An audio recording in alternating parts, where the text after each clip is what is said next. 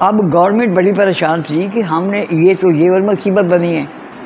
میرے پاس D C کا آدمی آیا, کہنا کنیز فاطمہ ڈی سی صاحب آپ کو. میں نے کہا میں فارغ ہو کے آؤں گا, ابھی نہیں آ سکتی, مظاہرہ ختم ہوگا میں آؤں گا. اس دن سے ایس ڈی ایم خالد محمود, ڈی سی خالد محمود تھے. جب مظاہرہ ختم ہوا میں گئی, وہ بیٹھے اکڑ کے, مجھے Kaneez Fatima you know I am very powerful I will hit back, یہ اس کے الفاظ سے پہلے. میں نے اٹھایا نا وہ پیپر ویٹ مارا اس کی ٹیبل کے, وہ تو ہوئے نا شیشے کے شکل.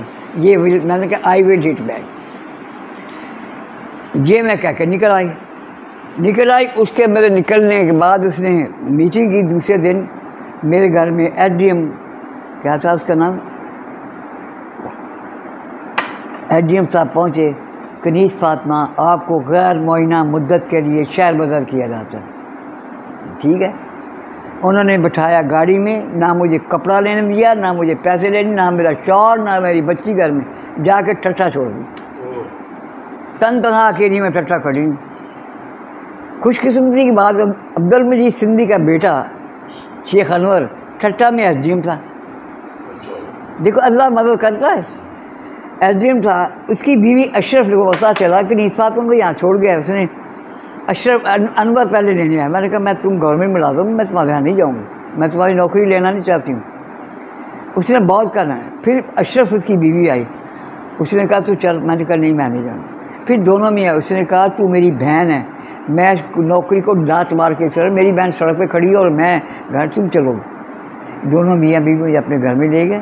میں نے کہا میں تو میٹنگ لوگوں کو جا ملوں گی, جلسے کروں گی, منظور ہے. میں نے کہا جو دل چاہے کرنا. میں نے شام کو وہاں جلسہ کیا. حیدرآباد میں دھوم مچ گئی. انہوں نے حیدرآباد سے شہر بدر لاہور کر دیا. یہ لاہور آئی, لاہور میں کام کیا تو شہر میں پنڈی چلی گئی. پنڈی سے شہر بدر کیا تو ٹوبہ ٹیک سنگھ چلی گئی. یہی وہ کہتے ہیں چھوٹی سی بچی گود میں اور بند بستر اٹھائے چلی گئی. اور میاں شیعہ رسلم کو جنت دور میں جگہ پہ بہت ٹھنڈ تھی. ایک کمبل لے کے آیا, کہتا صوفیہ چھوٹی سی بیچارے لپیٹ کے وہ گود میں کھڑے رکھے. اللہ میاں ان کو جنت دے. وہ میرے ساتھ تھے.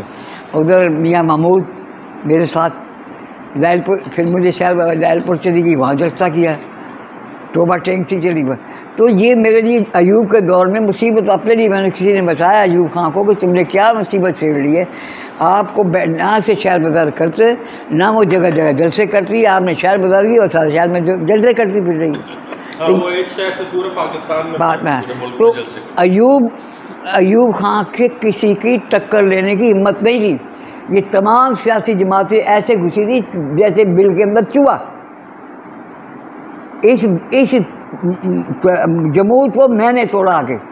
اختر یوب میرے پاس آیا گھر پہ کہ تمہیں ہمارے ساتھ کیا بحث ہے.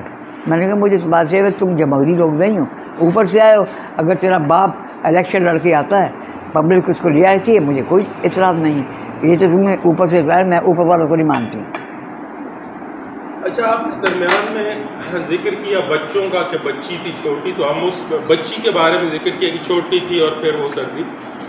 اصل میں آپ کی جو سیاسی شخصیت ہے یا ٹریڈ یونین کے حوالے سے کئی ہزاروں انٹرویو چھپ چکے ہیں, کئی بیانات موجود ہیں, کئی چیزیں. اس لیے میں وہ تھوڑا سا اس چیز کو ذرا اگنور کر رہا ہوں, اور میں اس طرف زیادہ جو ذاتی, کیونکہ ذاتی معاملات بہت سارے آپ کے جو ہے نا عام لوگ بندوں کو نہیں پتہ.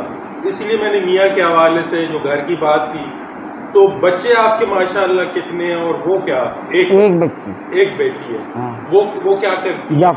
ڈاکٹر ہے. صرف ایک بیٹی ہے. ٹھیک ہے. تو میاں کا انتقال وہ کب ہوا تھا؟ میاں کا انتقال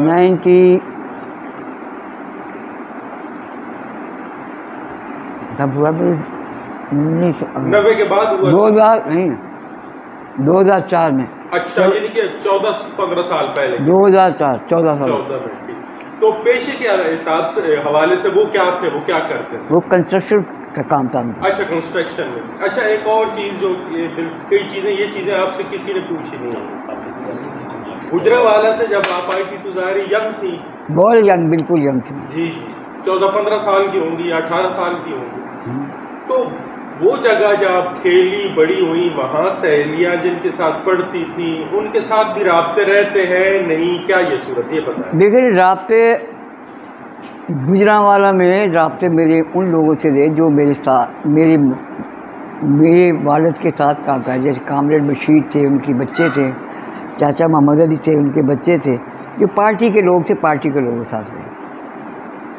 ٹھیک ہے، نہیں میں دوستوں اور خاندان کی بات کر رہا ہوں کہ جہاں آدمی پیدا ہوتا ہے وہاں دوست ہوتے ہیں، جب کھیلتا ہے بڑا ہوتا ہے وہاں تو زیادہ دوست یہ میں قاری صاحب سے قرآن شریف پڑھتی لڑکوں کے اندر، لڑکے میرے دوست تھے قاری صاحب سے میں قرآن شریف پڑھتی، واحد اکیلی لڑکی تھی، قاری صاحب کسی کو نہیں پڑھاتے تھے۔ ایک مجھے بہت مرنے والا کہا یہ آپ کنیز صاحب پر آپ کے پاس آ کے قرآن شریف پڑھتی تو آپ ہمارے بچوں کا نہیں، کنیز صاحب پاک نہیں تمہیں نہیں بات پڑھا پڑھے۔ تو میں قاری صاحب کی مسجد میں گجرانوالہ میں قرآن شریف پڑھتی تھی قاری صاحب کے پاس، وہاں لڑکے بھی تھے، لڑکی کو نہیں لڑکی میں ہی تھی۔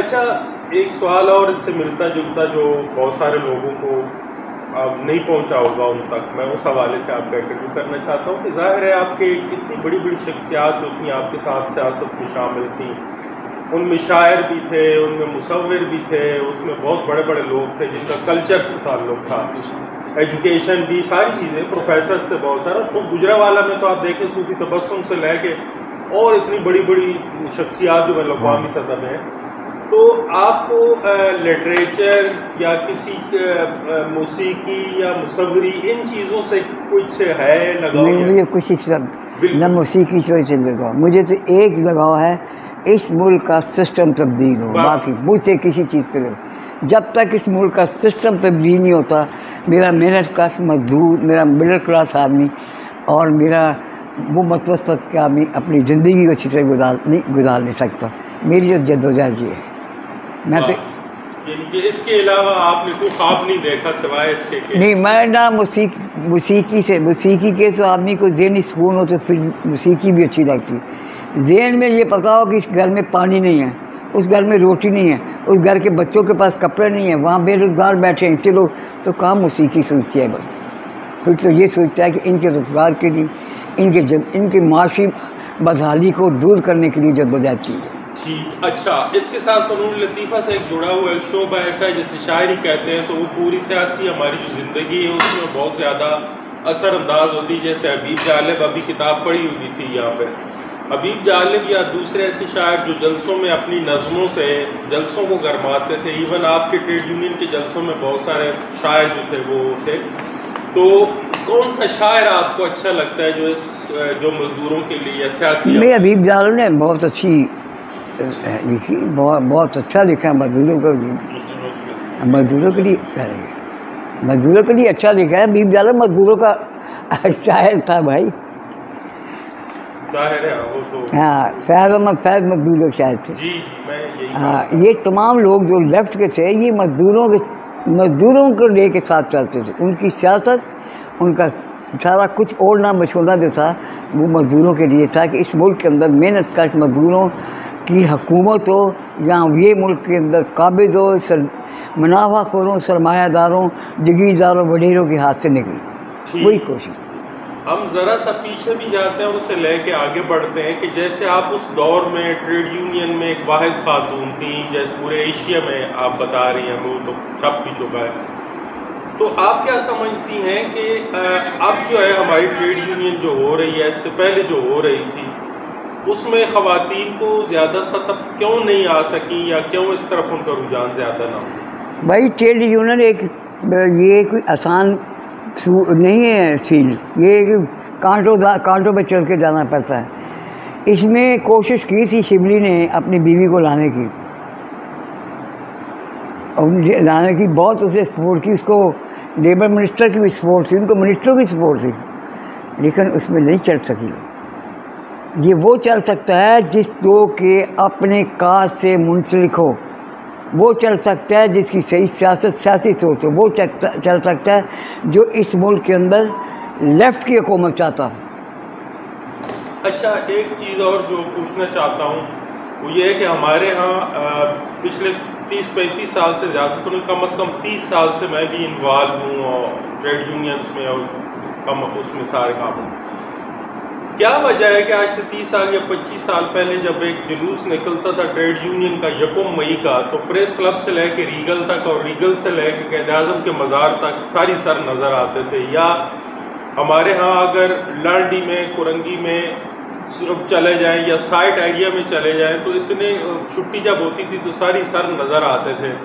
ٹریڈ یونین کی اس صورتحال کو موجودہ صورتحال میں بدلنے کا کیا وجوہات ہیں؟ اس کی وجہ یہ ہے کہ فیکٹریوں کے اندر مزدور کم، جہاں 3000 مزدور کام کرتا تھا وہاں 1000 رہ گیا، جہاں 500 کام کرتا تھا وہاں 150 رہ گیا. شارٹی ہو گئی، ملوں میں لوگوں کو نکالا گیا. ورنہ میں سائٹ ایریا میں جاتی تھی، نکلنے کا رستہ نہیں ہوتا، اتنی رش ہوتا تھا مزدوروں کا. اب کوئی پتہ نہیں، آپ نکلتے جائیں. تو اس کا مقصد یہ ہے کہ سرمایہ دار نے اور فیکٹری اونر نے مزدوروں کی چھانٹی کی، مزدوروں کو نکالا، بے روزگار کیا اور کم لوگوں سے ٹھیکے پہ اپنی پرماننٹ مزدوروں کو نکال کے ٹھیکے داری سسٹم کیا. آپ نے پرماننٹ مزدور کام کر رہے، وہ 3 سال 6 سال 8 سال ان کو نکال کے انہوں نے ٹھیکے داری سسٹم کر دیا. ٹھیکے داری سسٹم دے نہ ان کو گریجویٹی، نہ فنڈ، نہ سوشل سیکورٹی، نہ کسی کی چیز دینے کی ضرورت ہی نہیں. تو انہوں نے یہ کیا. وہ نہیں کر سکتے تھے جب تک گورنمنٹ کے لوگ نہ ملے ہوتے. گورنمنٹ کے لوگوں نے مل کے مزدوروں کے ساتھ جو ہے بے ایمانی کی ہے، مزدوروں کا حق مارا ہے. اچھا، اس میں آپ درست کہہ رہی ہیں، گورنمنٹ کے علاوہ وہ کون سا ایلیمنٹ تھا جو اس صورتحال کی وجہ سے؟ بھائی تو وہ گورنمنٹ کے پالتو لوگ تھے جو ہمیشہ ہر گورنمنٹ اپنے ہر گورنمنٹ جو ہے ٹریڈ یونین، دیکھیے ٹریڈ یونین ہو یا سیاسی جماعت ہو، اس میں ایسے لوگ بھی ہوتے ہیں جو اپنے آپ کو دوسروں کے حوالے بک جاتے ہیں. ٹریڈ یونین میں بھی ایسے لوگ تھے جو بکے، بکاؤ مال بنے. اگر یہ بکاؤ مال ٹریڈ یونین میں لوگ مستحکم رہتے، ایک قلعہ، ایک سوچ رہتی، ایک مٹھی کے اندر بن جاتے، اس ملک کے اندر انقلاب آ جاتا.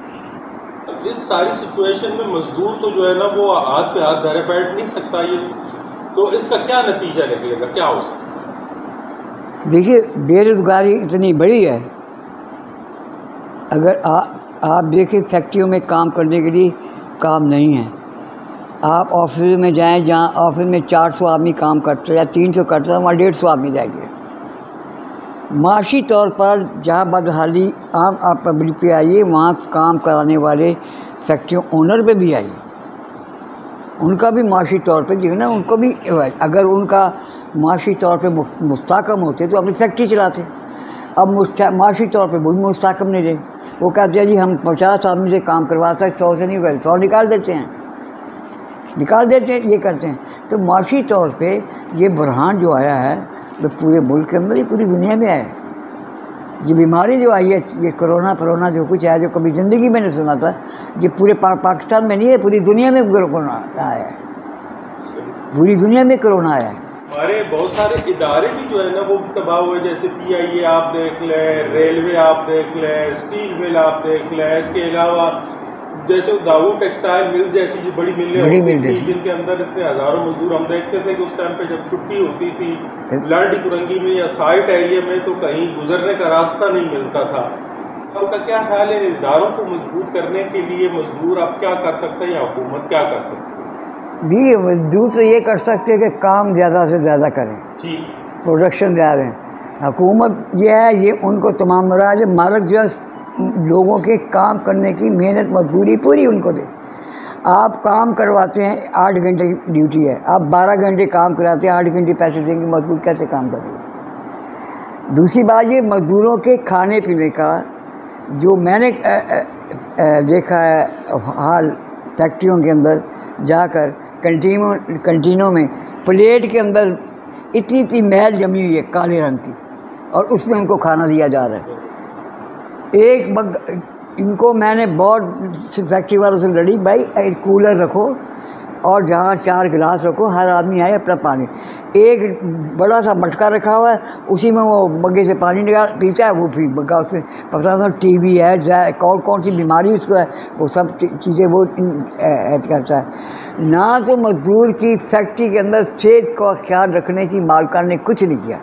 سب سے بنیادی ضرورت تھی پانی کی، پانی کا طریقہ کار یہ رکھتے، کولر رکھتے نل والے، وہاں 4 گلاس سے 12 گلاس رکھتے تھے، مزدور پانی پینے کے لیے اپنے گلاس میں پانی پیتا، اور ساتھ کہتے ہیں اپنا پانی پینے کا 2 کے گلاس رکھنا رکھتا۔ اب اسی میں وہ ڈونگے میں، یہ ڈونگا ہے، اس میں پانی میں نے بھی پی لیا ڈال کے، یہ ہے اس نے بھی پی لیا ڈال کے، اس نے بھی پی لیا، تو طرح طرح کی بیماریاں لے کے گئے ہم۔ تو ان مزدوروں کی صحت کا قطعی طور پہ خیال نہیں ہے۔ میری ایک مل میں لڑائی ہو گئی تھی، میں نے کہا یہ پانی تم پیو، معلوم پی کے دکھاؤ مجھے پانی۔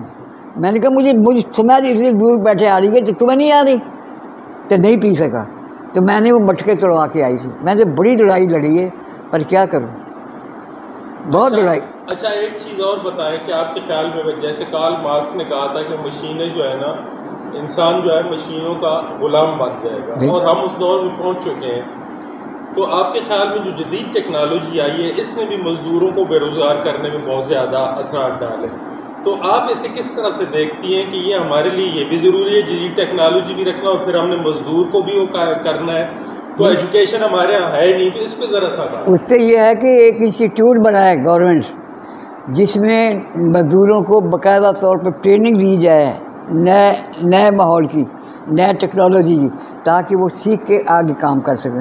یہاں کسی کو کچھ پتہ نہیں ہے، آپ مل سے مزدور اٹھائیں، 10-20 آدمی کام کر کے 5 آدمی 20 آدمی ادھر جا کے کام یہ کرو، تو وہ کامیاب نہیں ہو سکیں گے، وہ ناکام رہیں گے اس معاملے میں۔ سب سے پہلے بنیادی طور پہ ان کو جو ہے سکھانے کے لیے اس کی ٹریننگ